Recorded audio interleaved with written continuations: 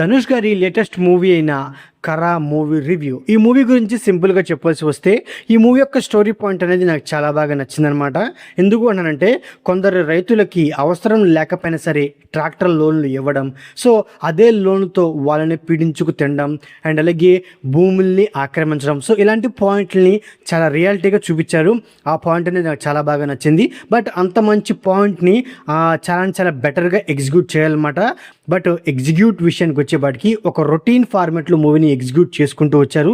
దానివల్ల movie starting నుంచి ending వరకు మూవీ అనేది ఒక ప్రెడిక్టబుల్ వేలో వెళ్ళిపోవడం వల్ల మూవీ అనేది అంత ఎంగేజ్ చేయలేకపోయిన ఫీలింగ్ అయితే కలిగిందనమాట.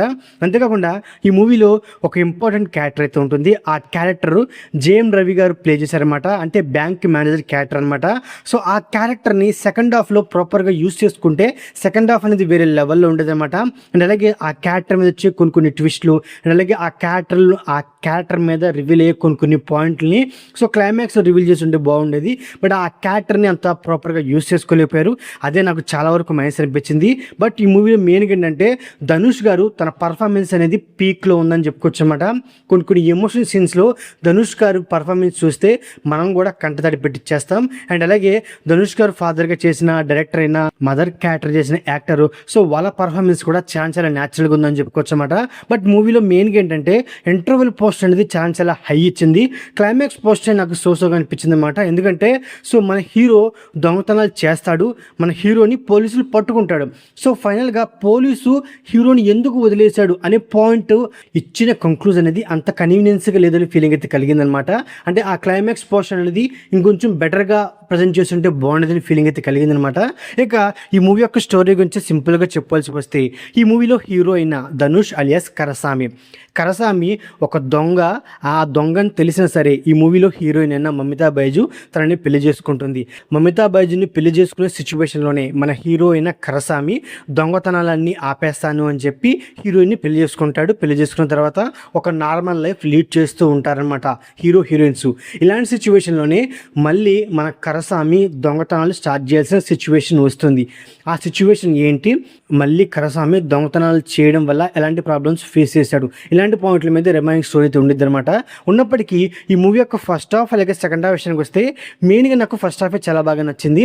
ఎందుకంటే ఫస్ట్ హాఫ్లో మన హీరో అండ్ అలాగే హీరో ఫాదర్ వాళ్ళిద్దరి మధ్య వచ్చే సీన్స్ అండ్ అలాగే ఆ సీన్స్లో ఉన్న ఎమోషన్ అనేది నాకు చాలా బాగా కనెక్ట్ అయింది.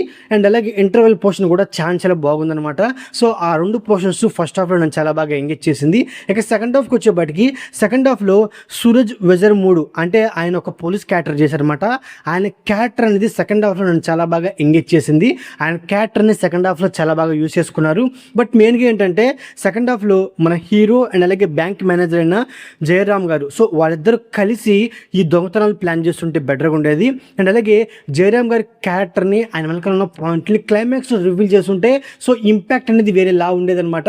బట్ మెయిన్గా ఏంటంటే సో మన హీరో అండ్ అలాగే ఆ బ్యాంక్ మేనేజర్ కలవకపోవడం అండ్ అలాగే సో ఇటువైపు బ్యాంక్ మేనేజరు అండ్ అలాగే మరోవైపు సూరజ్ వెజర్మూడి అంటే ఎవరి ప్లాన్లు వాళ్ళు చేయడం వల్ల సెకండ్ హాఫ్ అనేది కాస్త కన్ఫ్యూజ్ డ్రామాగా వెళ్ళిన ఫీలింగ్ అయితే కలిగిందనమాట.